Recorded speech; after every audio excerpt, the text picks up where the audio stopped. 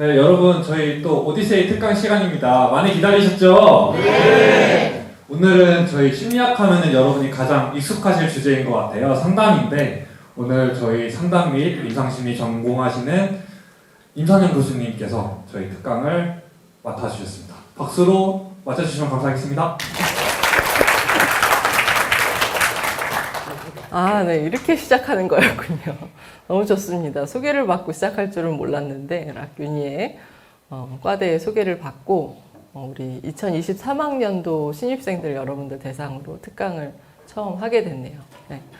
그래서 오늘 이제 여러분들 위해서 이제 뭘 할까, 사실 이제 매년 하는 주제이긴 한데 조금 더 여러분들이 좀 생각해 볼 만한 시기인 것 같아요. 그래서 그거에 맞게 준비를 했는데, 무엇보다도 이제 내가 상담 및 임상심리 전공이기 때문에 여러분들이 대학 생활을 정말 행복하게, 건강하게 했으면 좋겠다. 거기에 도움이 되는 게 이제 뭘까라는 생각을 하다가 작게 이제 두 가지 주제를 잡았어요. 한번 이제 여러분하고 같이 해봅시다. 그래서 큰 주제는 대학 생활의 스트레스 관리이고요.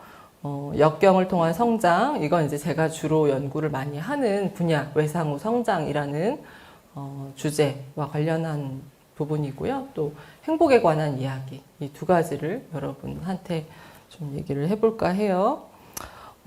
이 부분은 이제 여러분하고 같이 좀 처음 만나서 알아가는 시간이고, 이제 4년 동안 여러분들이 내 수업을 뭐 신청할 수도 있고, 또 어떤 고민이 생겼을 때 면담을 요청할 수도 있으니까 어떤 분야를 임선영 교수님한테 면담을 요청하면 좋을까, 뭐 이런 것들 팁을 줘야 될 것 같아서 소개를 잠깐 하자면, 앞서서도 이제 얘기했지만 저는 상담 및 임상심리 전공이에요. 그래서 상담심리학, 임상심리학 이 두 분야가 사실은 하나로 귀결되죠. 뭐냐면 여기 써 있듯이 정신건강. 그래서 정신건강과 관련된 분야에서의 뭐 전문적인 이제 지식을 갖고 있는 전문가다라고 생각을 하면 될 것 같아요. 근데 이제 우리는 이제 교수님들이 그 공부해온 바들이 이제 뭔가가 중요하거든요. 저 같은 경우에는 여기 있는 것처럼 이제 상담심리, 임상심리 이 두 분야를 이제 공부를 하고 자격증을 이제 딴 것도 있고, 또 하나는 이제 박사과정 동안에 보통은 임상심리가 그 부정심리학이라고 우리가 표현을 하진 않지만 조금 우리가 갖고 있는 우울하고 불안하고 병리적으로 이제 힘들고 부적응하고 이런 부분에 대해서 막 어떻게 치료할 것인지, 그 원인은 뭔지, 조금 이제 우리가 갖고 있는 조금 어두운 면이라고 해야 될까요? 이제 그런 거에 대해서 많이 연구하는 분야인데, 이제 박사과정 가서 우리 랩에서 우연히 긍정심리학을 공부할 수 있는 이제 분위기가 조성이 됐어요. 그래서 이제 그 이후에는 사실은 이 우울하고 이제 불안한 것뿐만이 아니라 어떻게 하면 행복할까? 어떻게 하면 더 자신감 있게 지낼 수 있을까? 이 분야에 대해서 좀 많이 공부를 좀 했던 것 같아요. 그래서 어떻게 보면 제 그 학문 분야에 있어서 약간 좀 밸런스가 좀 맞춰졌다는 느낌이 있고, 그런 걸 여러분한테 좀 전달할 수 있을 것 같아요. 자, 특히나 이제 요 밑에 써 있는 거는 이제 세부 연구 주제, 관심사들인데, 이제 주로 내가 이제 외상이나 트라우마, 이런 것들을 통해서, 일단 어떻게 극복하는데 우리가 도움을 줄 수 있는가, 혹은 이런 걸 통해서 우리가 성장하는 현상도 있는데, 과연 그 현상은 무엇일까, 뭐 이런 것들 연구를 좀 많이 하고 있어요. 관심을 갖고 있고. 이게 사실은 벌써 관심 가진 지가 한 10몇 년 됐어. 근데 계속 관심이 가더라고요. 그래서 지금 여러분들이 언젠가 계속 공부를 하는 사람들은 그런 생각을 할 수 있는데, 내가 박사 논문 쓸 때 사실은 이런 깨달음이 딱 왔어요, 여러분. 뭐냐면 내가 왜 이 분야에 왔을까? 그래서 계속 왜 이걸 공부하고 있을까? 라는 생각을 하다가, 아, 성장이구나, 이런 생각이 들었어요. 그러니까 나를 되게 이게 뭐랄까, 관심 가게 하고 가슴 뛰게 하고 계속 이렇게 하는 그 키워드가 성장이라는 생각이 들었어요. 내가 성장하는 것도 되게 관심이 있고, 주변 사람들이 성장하게끔 도와주는데도 되게 관심이 가고, 그래서 내가 이 분야에 이렇게 있구나라는 생각이 좀 들었었어요. 자, 그래서 이제 밑에 긍정 임상 심리학, 그 중에서도 이제 강점, 행복, 요 얘기는 이따 뒷부분에 또 할 거예요, 여러분. 한번 보도록 하세요. 자, 우리는 지난 3년간 뭘 겪었어요, 여러분? 코로나19를 다 같이 겪었죠. 그래서 정말 그동안에는 생각지도 못한 정말 극한의 경험들을 했죠, 여러분. 코로나 처음 터졌을 때 여러분 생각해 보세요. 밖에도 못 나가고, 학교도 당분간 못 갔고, 그죠? 친구도 못 만나고, 어디 뭐 외식은커녕, 그죠?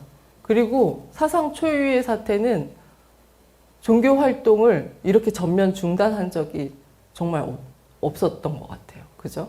거의 이 정도로 우리가 되게 제한된 삶을 살았었죠. 팬데믹 때문에. 그리고 지금은 되게 익숙해서 아유 코로나 그냥 걸렸어 하고 이제 말지만 처음에 어땠어요? 그 두려움, 공포 생각나요?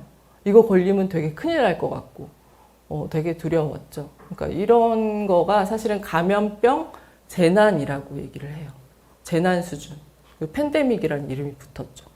그래서 그것 때문에 우리가 조금 더 우리 정신건강에 대해서 더 돌아보는 계기가 됐던 것 같아요. 그죠? 정신건강, 또 관계, 그죠? 그리고 우리 삶에 대해서도 전반적으로. 자, 본격적으로 이제 여러분한테 들려주고 싶은 얘기 한번 시작을 해볼게요. 파트 1, 첫 번째 파트예요.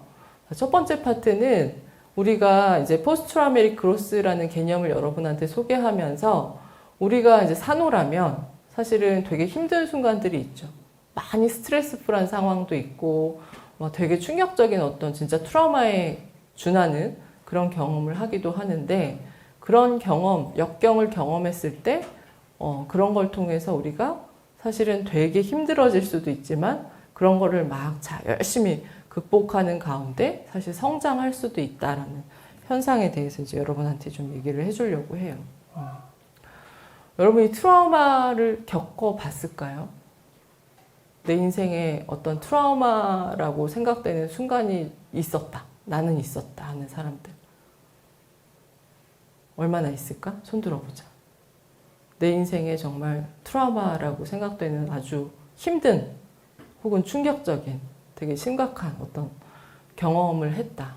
내리세요. 네, 고마워요.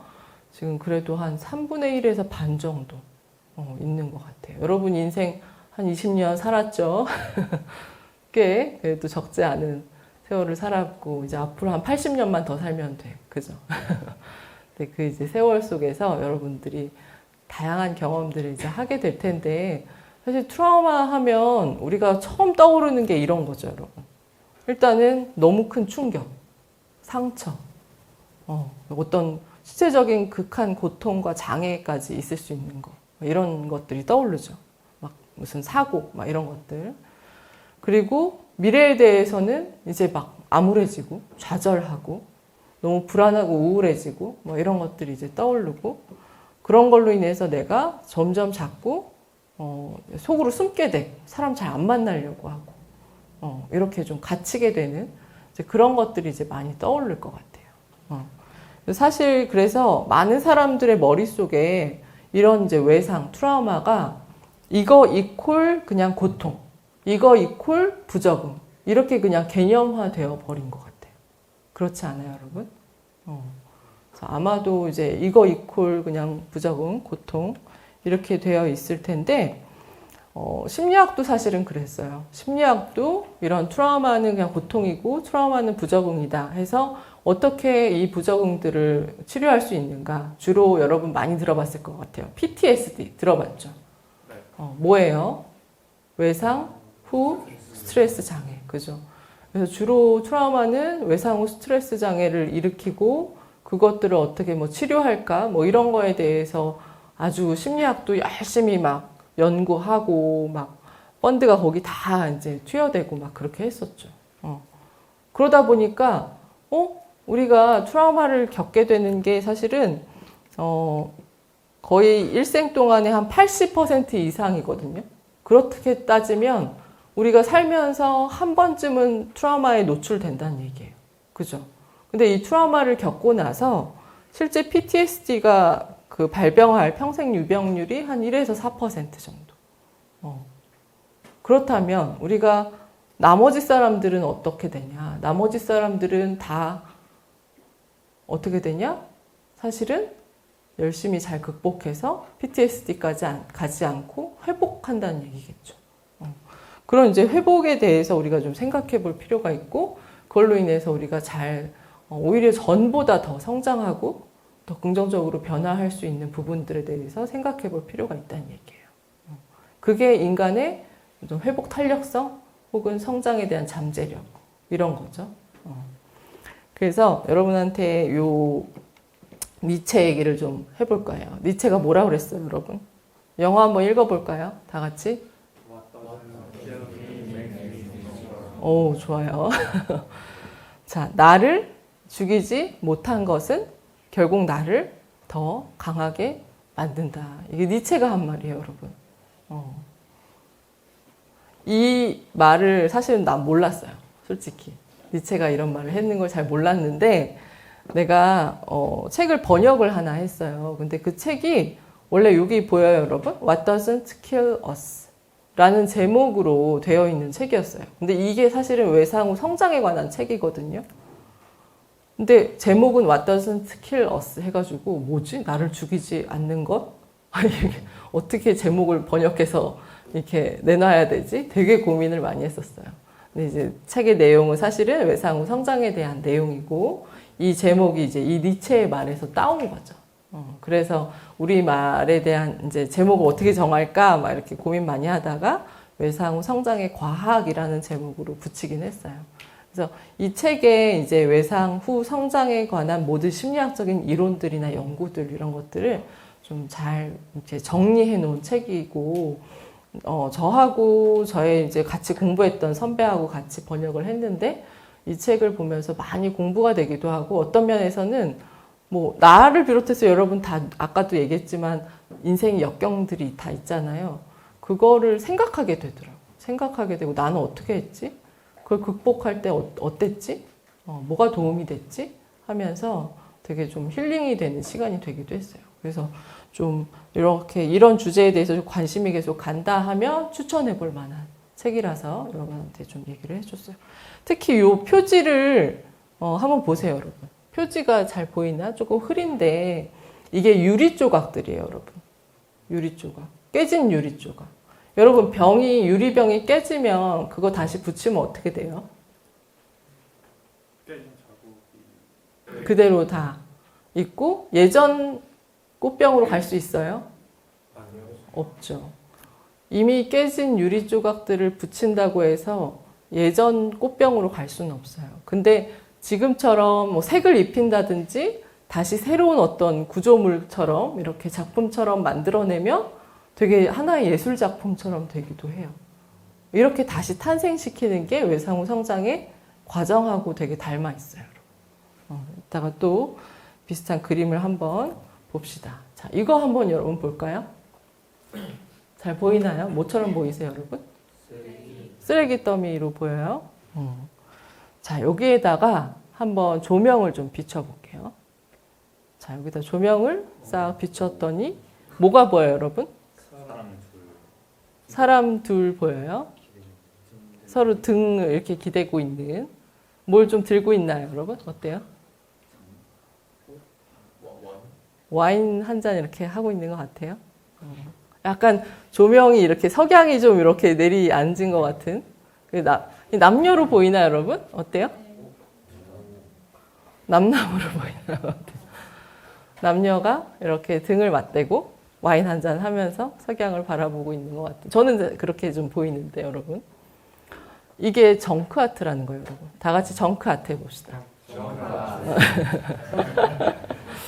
정크 아트는 이제 정크가 이제 폐품 쓰레기 더미 뭐 이런 거잖아요. 아까 그림 봤듯이 쓰레기 더미인데 조명을 샥 비추면서 이걸 하나의 이제 예술 작품으로 좀 승화시킨 거죠. 여러분, 사실 여러분이 트라우마를 겪었다고 생각해봐.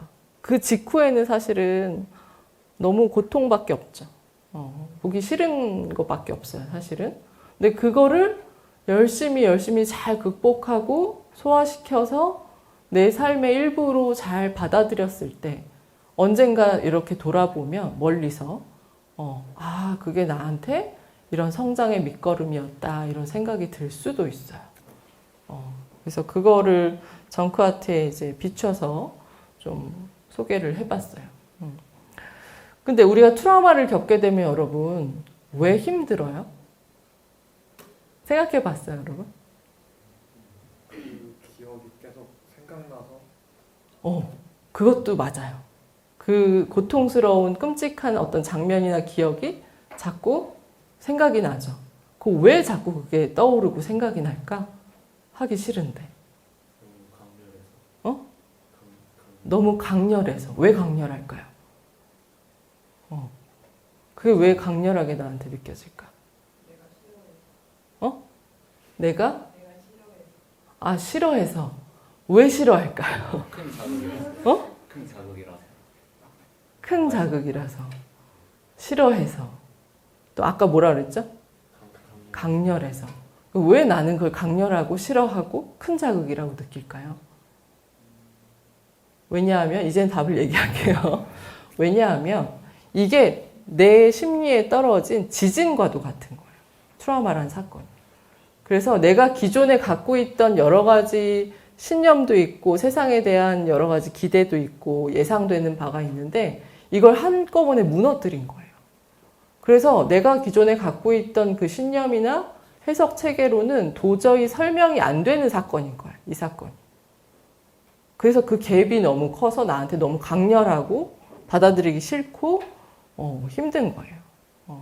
그래서 이제 테데스키 칼훈이라는 사람이 주로 이제 외상후 성장에 대해서 많이 연구를 했어요. 근데 이 테데스키 칼훈이 이 트라우마를 지진에 비유했어요. 그래서 이렇게 설명을 하고 있고 이 모델이 조금 복잡한데 내가 몇 번 얘기를 하겠지만 내가 하는 수업 중에 2학기에 행복과 성장의 심리학이라는 수업이 있어요. 이제 그때 이런 외상후 성장이나 뭐 강점이나 이런 것들에 대해서 긍정 심리학에 대해서 다루는데 그 수업에서 좀 자세히 다룰 것 같고 오늘은 간단하게 이렇게 외상 사건이 있을 때 내 기존 신념 체계가 완전히 혼돈에 빠지게 되고 그걸로 인해서 너무 극심한 고통을 느끼게 되는 거죠. 근데 그게 이제 처음에는 아까 자꾸 떠오른다 그랬죠. 그게 너무 고통스러워서 그 갭이 너무 커서 자꾸 떠올리는 거예요. 도저히 이해가 안 가 하면서 자꾸 떠올리는 거예요.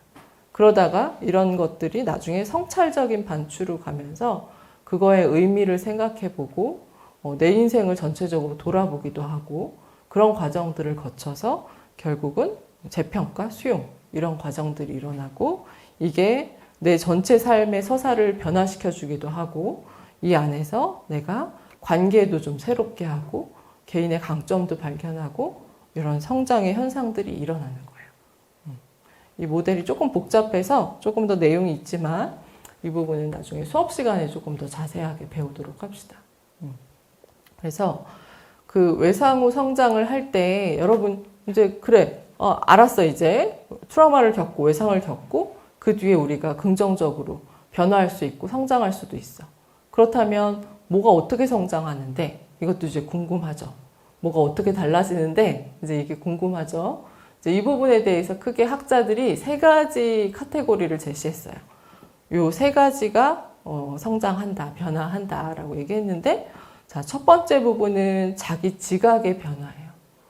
여러분 이제 굉장히 힘든 스트레스, 뭐 트라우마, 뭐 역경 이런 것들을 경험하고 나서 그때 사실은 내가 되게 강하다고 생각했던 사람은 내가 생각보다 이렇게 좀 취약한 면이 있구나, 약한 면이 있구나, 뭐 이런 생각도 하게 되고 반대로 내가 되게 약하다고 생각했는데 이런 걸 내가 견뎌내다니, 극복하다니, 뭐 이런 이제 강점을 발견하기도 하고 이런 식으로 나 자신에 대한 지각의 변화가 일어나게 돼요. 그래서 이런 이제 긍정적인 변화들이 일어나게 되고 두 번째는 대인 관계에서의 변화예요. 자, 아무래도 여러분 그 큰 고통을 겪을 때 혼자 극복이 가능할까? 보통은 안 되죠. 주변 사람들이 이런 것들에 대해서 도와주고 좀 지지해주고 그런 것도 이제 내가 기대보지 못했는데 어렵게 기대했을 때 옆에 사람이 좀 끌어주고 이렇게 하는 그런 경험들을 통해서 우리가 대인관계가 상당히 친사회적으로 변해요. 그리고 더 깊어지고 주변 사람들의 소중함도 알게 되고 그런 것들이 이제 두 번째 변화. 세 번째 변화는 삶의 철학에서 변화가 일어나요. 삶의 철학이 일단은 내가 기본적으로 아까 내가 기존 신념을 갖고 있었는데 이런 기존 신념들이 완전히 무너지고 붕괴된다고 얘기했었죠. 그래서 나는 세상은 되게 안전하다고 생각했는데 그렇지가 않을 때가 있네. 여러분 팬데믹 어때요? 이런 게 있을 줄 꿈에도 몰랐죠? 근데 이런 일들이 있을 수 있네. 새로운 것들을 알게 되고 내가 어떤 사람이다라는 생각을 하고 있었고 주변 사람들은 어떤 사람이다라는 신념들을 가지고 있었는데 이런 게 완전히 재편되게 되는 그런 상황이 생기게 돼요. 혹은 내가 되게 중요하다고 생각하고 있었던 것들이 있는데 그보다는 정말 이 관계가 되게 소중하고 건강도 되게 소중하고 나 자신한테 집중하는 것도 되게 중요하다. 뭐 이런 것들을 알게 되는 거죠. 그래서 인생의 목표도 변화하고 삶의 의미도 변화하고 주변에 그동안에 당연하게 생각했던 것들이 되게 감사하게 느껴지기도 하고 그런 어떤 변화들이 일어나게 됩니다. 그죠? 그래서 이 세 가지 영역에 대해서 여러분들 얘기하고 마지막으로 이제 이것만 보여주고 이 첫 번째 파트는 마칠까 해요. 내가 이제 외상후 성장 현상을 한국 사람들이 어떻게 겪는가가 궁금했어요. 그래서 이제 인터뷰를 해서 질적 연구라는 걸 했어요. 질적 연구는 외상후 성장을 경험한 사람들, 특히 저는 상실 외상을 좀 경험한 사람, 예를 들어 가까운 가족이 뭐 자살로 갑자기 떠났다든지, 남편과 갑자기 남편이 교통사고를 갑작스럽게 당해서 사별했다든지, 이제 이런 되게 고통스러운 상실 경험을 하신 분들 대상으로 이제 인터뷰를 했어요. 근데 이분들이 이런 고통을 되게 겪었다고 하면서 막 이제 눈물을 흘리세요. 여전히 시간이 많이 흘렀는데도 눈물은 되게 나고 그분들이 그립지만 내가 그래도 삶이 이렇게 변화했다고 보고하는 것들이 있었어요. 근데 그 중에 이제 상당 부분이 사실은 아까 얘기했던 세 가지 그 영역에 속하는 것들인데 한국 사람은 특히 여러분 요거 한국 사람들은 이거는 외국에는 없었던 보고거든요. 근데 한국 사람들은 특히 눈치 보기를 멈추고 나 자신의 욕구와 가치를 존중하게 되었다. 이 부분의 변화를 되게 많이 공통적으로 보고했어요. 우리나라는 무슨 문화? 눈치 문화. 그죠? 주변 사람들 너무 의식하고 눈치 보고 그러느라고 내가 진짜 뭘 좋아하는지 내가 진짜 어떻게 살고 싶은지 이런 거에 대해서 생각을 좀 진지하게 못 하다가 이런 걸 겪으면서 진지하게 다시 생각을 해보고 그쪽으로 나아가게 되는 거죠. 정말 큰 성장의 내용인 거죠. 그렇죠? 그래서 이런 얘기들을 하면서 일단은 일부 촬영 부분까지는 좀 마치면서 일단 한번 끊어볼게요.